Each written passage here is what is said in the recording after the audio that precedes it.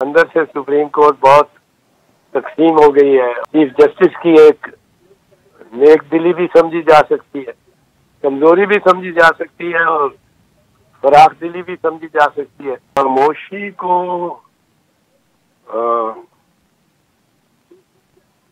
کیا وہ کہتے ہیں لل بفور دی اسٹارم بھی سمجھا جا سکتا ہے. اچھا.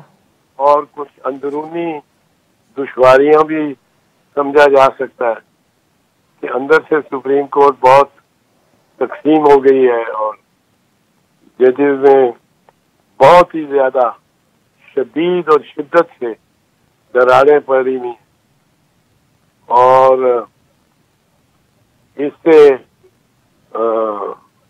چیف جسٹس کی ایک نیک دلی بھی سمجھی جا سکتی ہے، کمزوری بھی سمجھی جا سکتی ہے اور فراخ دلی بھی سمجھی جا سکتی ہے کہ ڈھیل دی ہے لیکن ایک دو دن میں وہ یہ اس پہ سوچ سمجھ کے موو کریں گے rather than in rush of blood.